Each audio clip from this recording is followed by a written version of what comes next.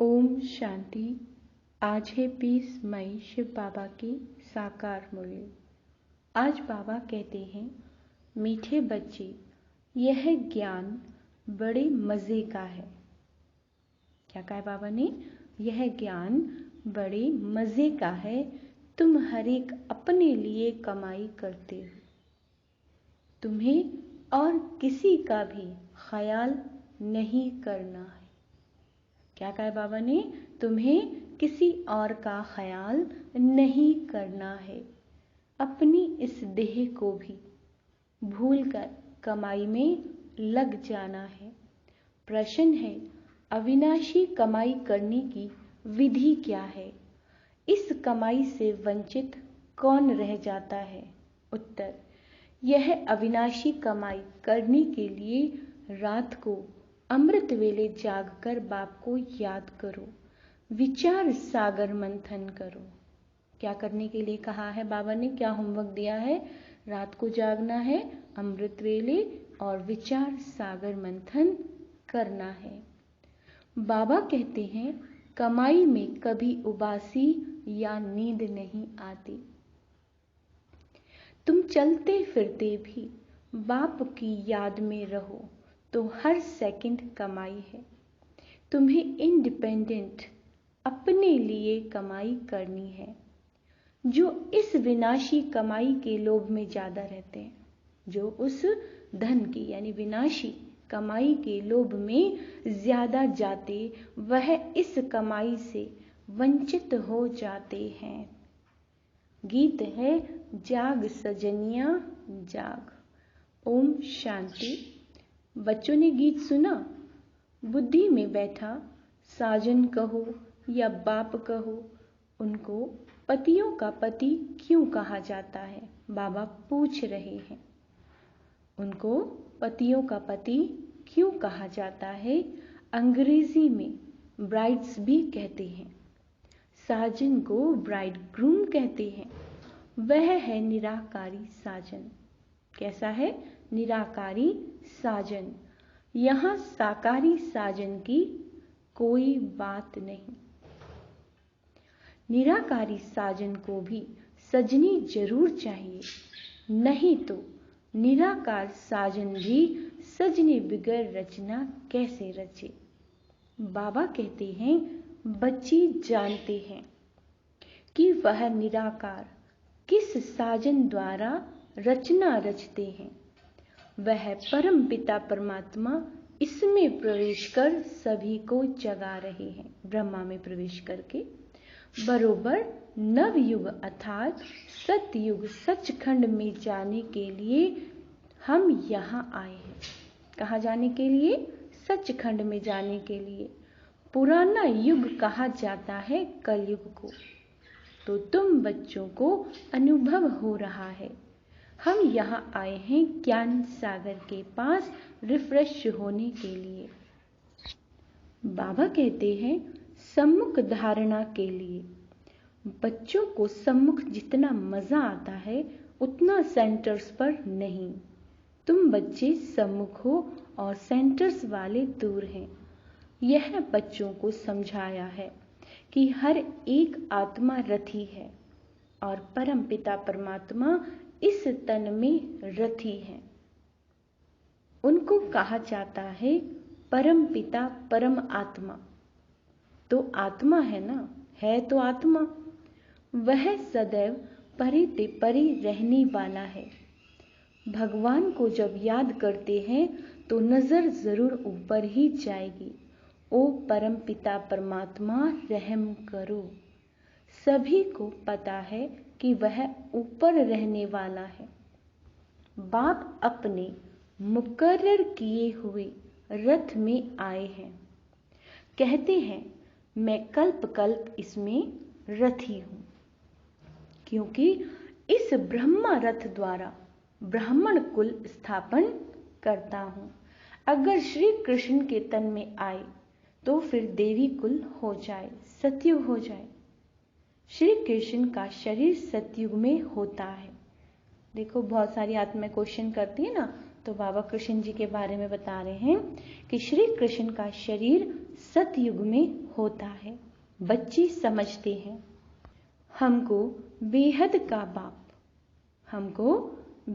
का बाप बैठ तीनों कालों का ज्ञान दे रहे हैं, त्रिकालदर्शी बना रहे हैं, ड्रामा के आदि मध्य अंत का ज्ञान दे रहे हैं। जो घड़ी बीत चुकी वह हूबहू रिपीट होगी। जैसे लक्ष्मी नारायण का राज्य था, फिर रिपीट होगा।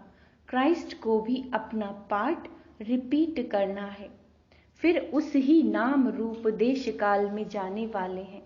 बाप कहते हैं मैं भी अपना निराकार रूप बदल साकार रूप में आया हूँ। जरूर मनुष्य तन में आया होगा, तब तो सुनाएगा। शास्त्रों में तो कच्छ अवतार लिख दिया है। सर्वव्यापी के ज्ञान से समझते हैं कि वह सब में प्रवेश करता है। अब बाप स्वयं कहते हैं सजनिया मैं आया हूं तुमको जगाने, नई दुनिया स्थापन करने। जो सतयुग था, बाबा कहते हैं जो सतयुग था वह अब फिर रिपीट होगा। अब नवयुग आने वाला है। दुनिया समझती है नवयुग आने में 40,000 वर्ष पड़े हैं। बाबा कहते हैं यह मनुष्यों की बड़ी भूल है। अभी बच्चे निश्चय बुद्धि हो गए हैं। दुनिया वालों के लिए जरूर नया ज्ञान है। सतयुग में देवी देवताएं होंगे और धर्मों का पता भी नहीं रहेगा। अभी बाबा कहते हैं अभी और सब धर्म पुराने हैं। नया देवी देवता धर्म गुम हो गया है। फिर अब उस नए धर्म की स्थापना होती है। देवताओं के कुछ न कुछ चित्र हैं। समझते हैं सतयुग में बरोबर राज्य करते थे देवी देवता। बाबा कहते हैं वहां तुमको ये पता नहीं रहेगा कि लक्ष्मी नारायण के बाद कोई राम का राज्य आने वाला है। जो कुछ होता जाएगा तुम देखते जाएंगे। फिर कहेंगे एडवर्ड द फर्स्ट सेकंड। पीछे वालों को, बाबा कहते हैं पीछे वालों को यह मालूम रहेगा कि फर्स्ट सेकंड एडवर्ड होकर गए हैं। आगे फिर कब होंगे यह नहीं जानेंगे। क्या कहा बाबा ने? आगे फिर कब होंगे वो ये नहीं जानेंगे। ड्रामा का पार्ट इमर्ज होता रहेगा। जैसे जैसे होता जाएगा स्वयं ही इमर्ज होता जाएगा। ड्रामा की नॉलेज बाबा ही समझाते हैं। वह भक्ति मार्ग की तीर्थ यात्रा बाबा कहते हैं बिल्कुल ही निराली है। यह है ज्ञान बाप और वर्षे को याद करना।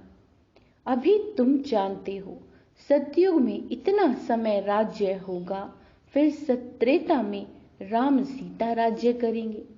बच्चों को सीनरियां देखने में आती हैं। तुमने 84 जन्म पूरे किए, ये हमारी बुद्धि में है, ये बुद्धि में है। यह है बाबा कहते हैं नई नॉलेज। बाप कहते हैं मैं कल्प के संगम युग पर आता हूँ। इस संगम पर परम पिता परम आत्मा रथी बना है। हम रथी आत्मा को वापस ले जाने। बाबा रथी बने हैं किस लिए? हम आत्मा रथी को वापस ले जाने के लिए। हम सब रथी हैं। अपने को आत्मा समझना है। तुम बच्चे घड़ी घड़ी भूल जाते हो हम आत्माओं ने 84 जन्मों का पार्ट बजाया है। अब बाबा आया है, हमको सारा राज समझाते हैं। पतित से आप समान पावन बनाते हैं। यह बेहद का बाप एक है जो बच्चों को आप समान बनाते हैं। लौकिक बाप कभी बच्चों को आप समान नहीं बनाते।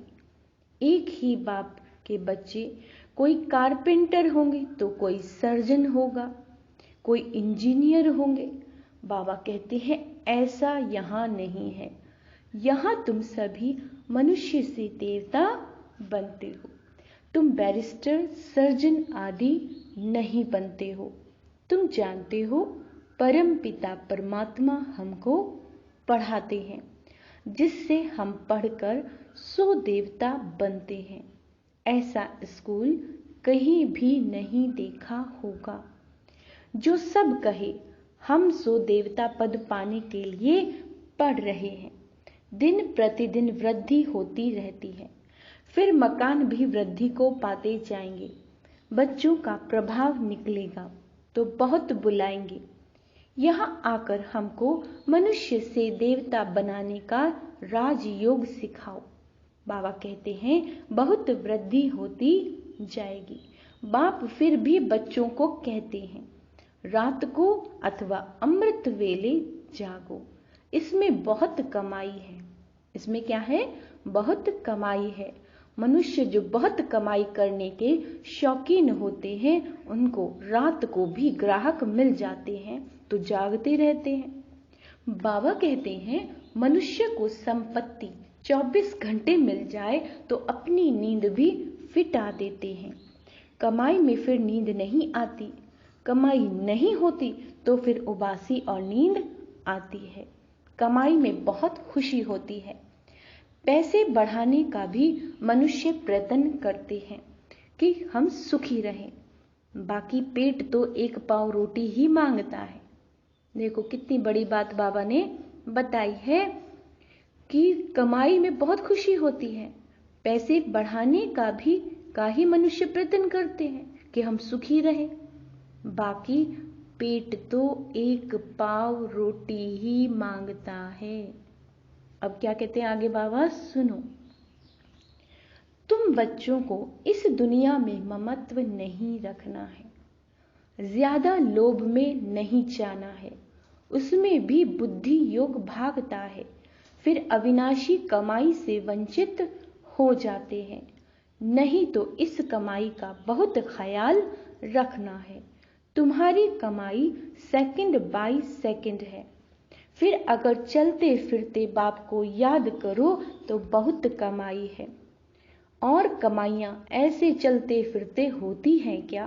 बाबा पूछ रहे हैं, जो और कमाइयां हैं ऐसे चलते फिरते होती है क्या? यह तो वंडरफुल कमाई है।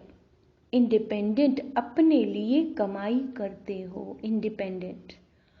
लौकिक बाप को बच्चों का ख्याल रहता है, बच्चे सुखी रहें, खाते रहें, इसमें बाल बच्चों का ख्याल नहीं रहता। अपने लिए 21 जन्मों की कमाई करें। कैसा मजे का ज्ञान है। क्या कहा बाबा ने?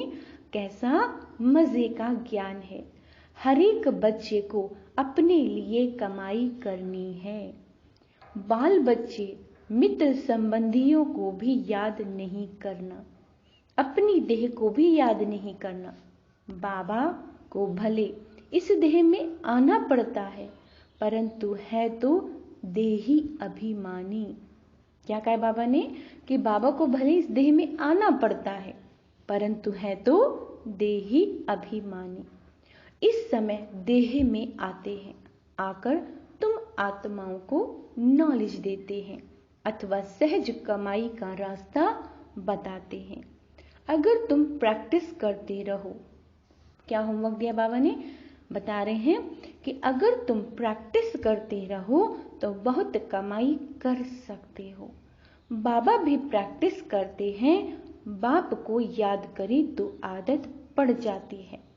अपने को भूल शिव बाबा को याद रहता है, क्योंकि शिव बाबा की इसमें प्रवेशता है। यह बाबा समझता है मैं ब्रह्मांड का मालिक हूं। लौकिक बाप के बच्चों को रहता है ना कि हम बाप की मिल्कियत के हकदार हैं।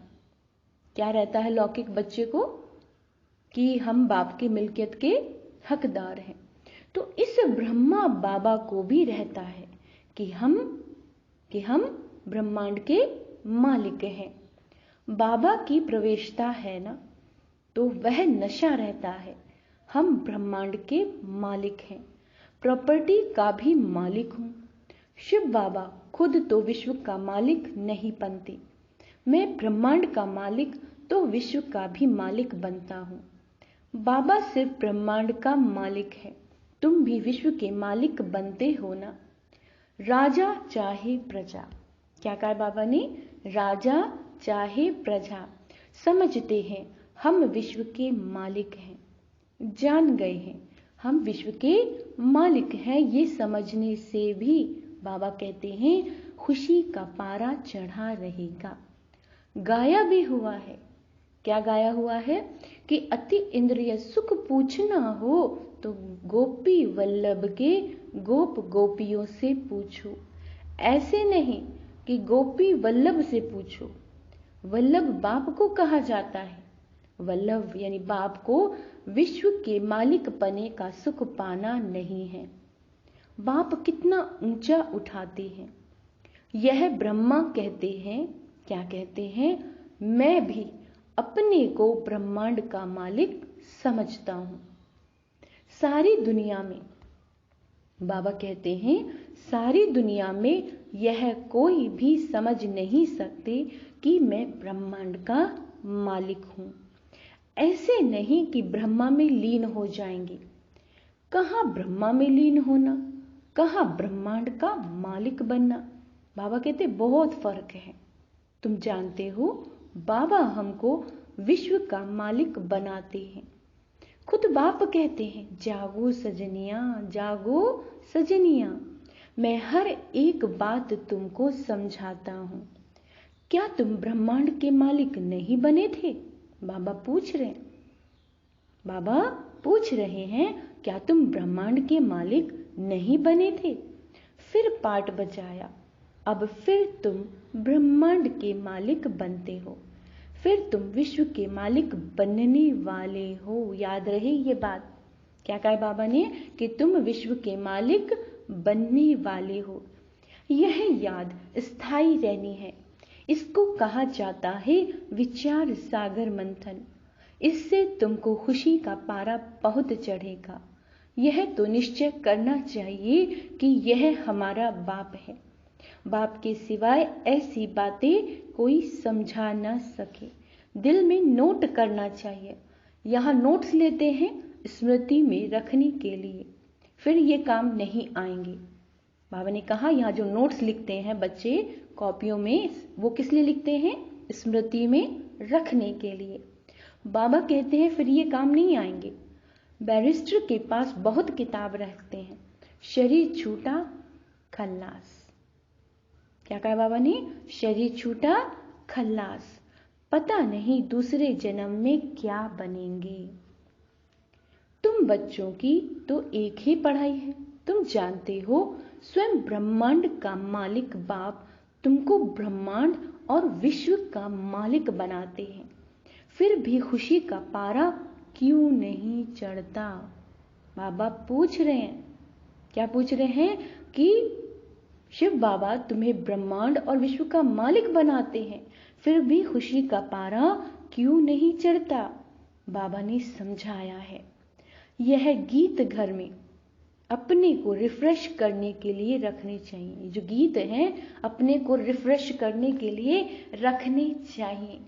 कोई कोई समझते हैं, क्या समझते हैं? ज्ञान में आने से हमको घाटा पड़ा है।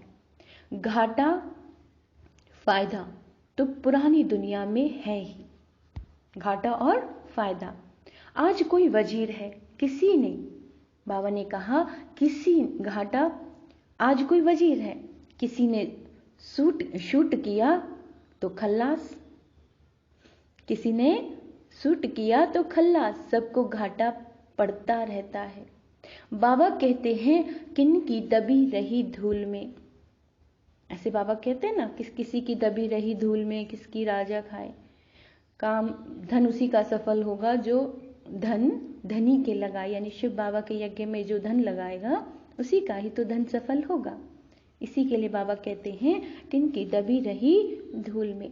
बाबा कहते हैं सबको घाटा है, सिर्फ तुम बच्चों को सदा काल के लिए फायदा है, भविष्य में, सो भी 21 जन्म के लिए। बाकी सारी दुनिया है घाटे में। यह सब है रुण्य के पानी मिसल मृत तृष्णा समान। किसी को भी मालूम नहीं यह सब मिट्टी में मिल जाना है। सब कब्र दाखिल भस्मीभूत हुए पड़े हैं। तुम यह सब कुछ जानते हो। तुम्हारे में भी जो बहुत होशियार हैं उनको मालूम है यह दुनिया जैसे भंभोर है। सब कब्र दाखिल हो जाएंगे। यादव कौरव सब कब्र दाखिल हुए थे। बाकी पांडवों की विजय हुई थी। विश्व पर, बाबा कहते हैं विश्व पर अर्थात नई दुनिया पर विजय पाई, क्योंकि तुम पांडव ईश्वर को जानते हो, उससे प्रीत रखते हो। जितना जो प्रीत रखते हैं, जितना जो याद करते हैं, उतनी वो कमाई करते हैं। ऐसा कभी सुना है? भारत का प्राचीन योग बहुत नामी ग्रामी है।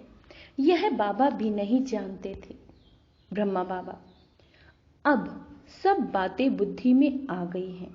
बाबा कहते हैं सृष्टि के आदि मध्य अंत का ज्ञान तुमको सुनाता हूं। वह सतयुग में नहीं रहेगा।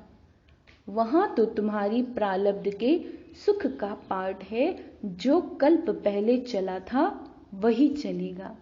यह ज्ञान बाप एक ही बार आकर देते हैं और अंत तक देते ही रहेंगे। तुम भल कहीं भी हो, शरीर छूटे तो शिव बाबा की याद हो।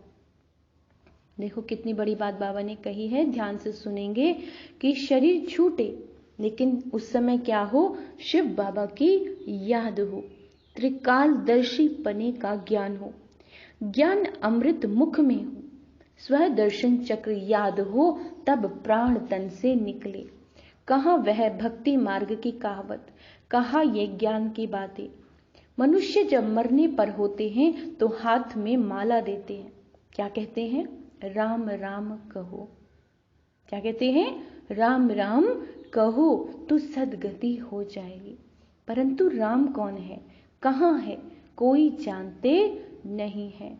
कोई राम को, कोई हनुमान को याद करते हैं। अनेकों को याद करना, इसको भक्ति कहा जाता है।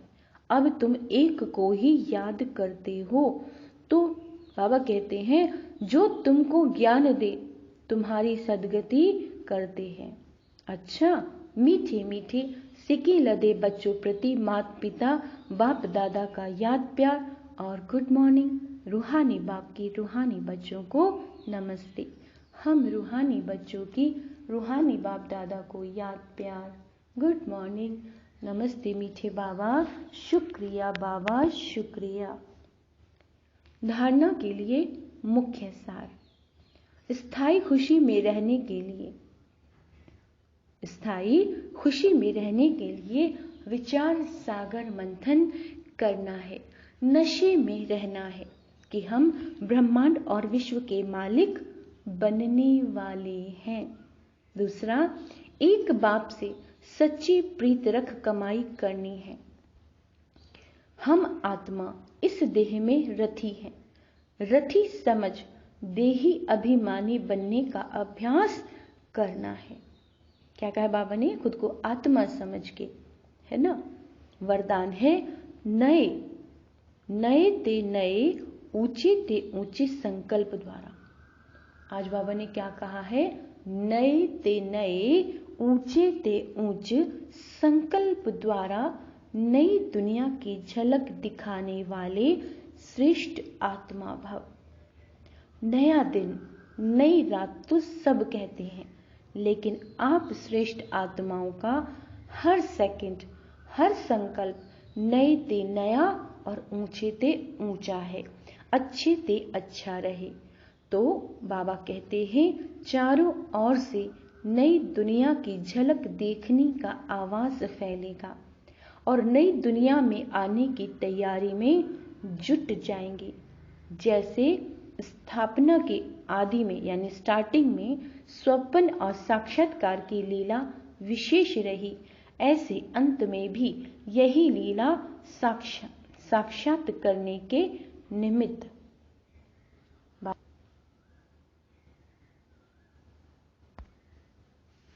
जैसे स्थापना के आदि में स्वपन और साक्षात्कार की लीला विशेष रही, ऐसे अंत में भी यही लीला प्रत्यक्षता करने के निमित्त बनेगी।